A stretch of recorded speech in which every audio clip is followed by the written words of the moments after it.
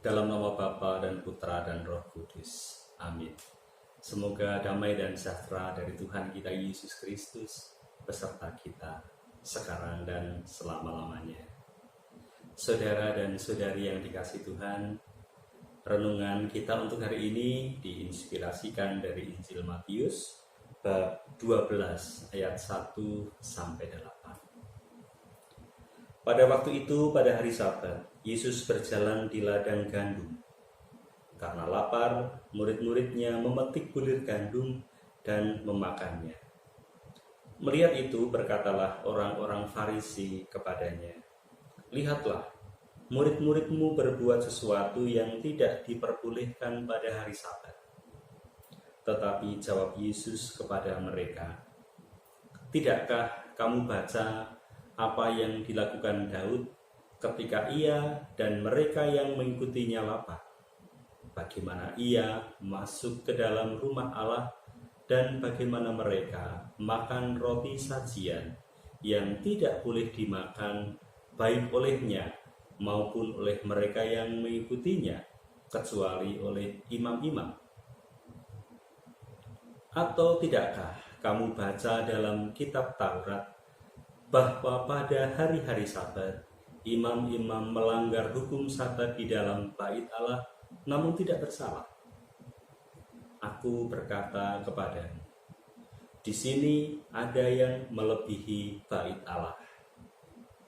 Jika memang kamu mengerti maksud firman ini, yang ku kehendaki ialah belas kasihan dan bukan persembahan, tentu kamu tidak menghukum orang-orang yang tidak bersalah, karena Anak Manusia adalah Tuhan atas hari Sabat. Demikianlah Injil Tuhan. Terpujilah Kristus. Saudara dan saudari yang dikasihi Tuhan, dalam bacaan kita mendengar tentang hari Sabat. Dan kalau kita mendengar tentang hari Sabat, kita kemudian berpikir tentang peraturan. Kita berpikir tentang bagaimana peraturan itu digunakan oleh manusia. Peraturan itu dibuat oleh manusia untuk mengatur hidup manusia, untuk mengatur relasi antar manusia, dan juga untuk melindungi orang-orang yang lemah. Dalam bacaan yang kita dengarkan pada hari ini, orang Farisi mempermasalahkan tentang orang-orang yang melanggar aturan. Tuhan Yesus menekankan bahwa ada yang lebih penting dari aturan itu. Ada esensi di balik itu yang lebih penting daripada peraturan itu. Ada dua contoh yang diberikan oleh Tuhan Yesus dalam bacaan tadi, bahwa esensi itu lebih penting daripada aturan itu sendiri. Yang pertama adalah bagaimana Daud dan anak buahnya, orang-orang yang mengikuti dia, itu masuk rumah Allah dan makan roti sajian, ya, di mana roti sajian itu hanya boleh dimakan oleh imam-imam. Tetapi Daud masuk ke rumah itu karena lapar, juga orang-orang yang menjadi pengikutnya juga lapar, karena ada hal yang lebih besar yang bisa dilakukan daripada menaati aturan itu sendiri.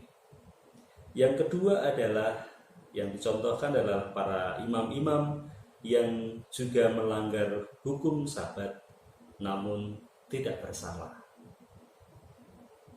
Dua hal itu digunakan sebagai contoh oleh Tuhan Yesus untuk menekankan bahwa ada esensi yang lebih penting daripada peraturan itu sendiri.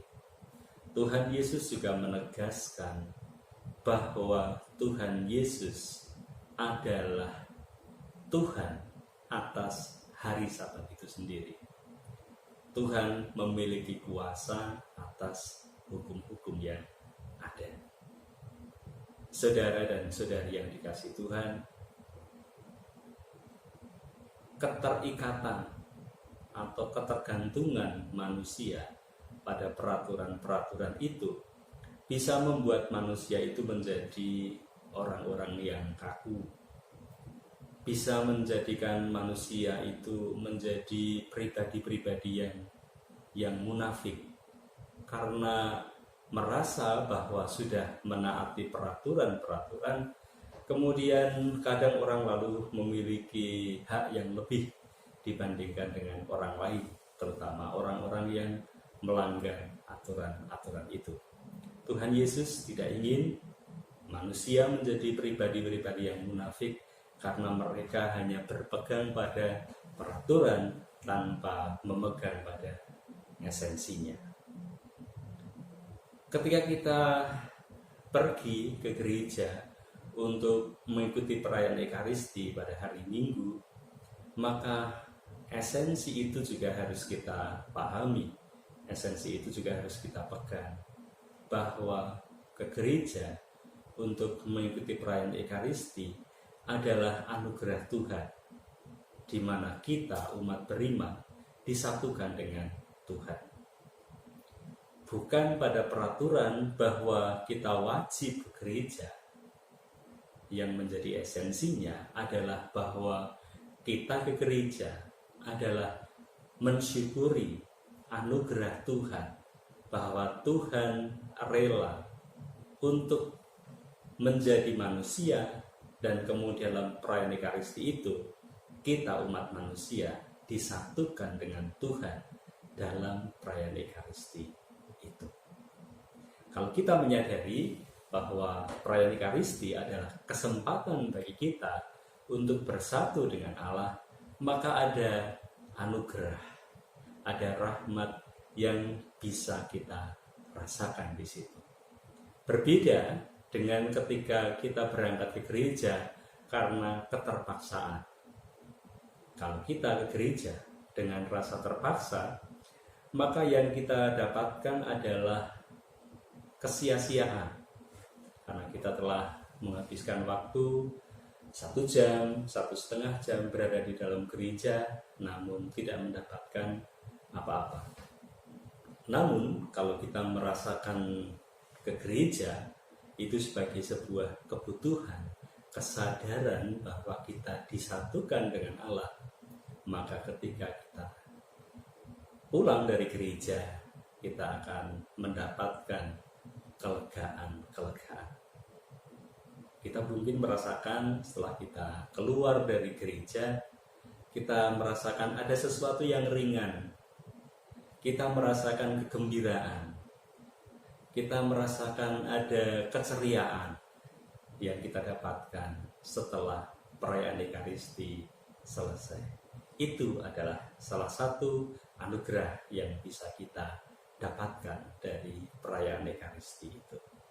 Sebab kita menyadari tentang esensi menjadi orang Katolik, sehingga kita bisa merasakan anugerah-anugerah yang telah diberikan oleh Tuhan kepada kita. Tuhan memberkati. Amin. Dalam nama Bapa dan Putra dan Roh Kudus. Amin.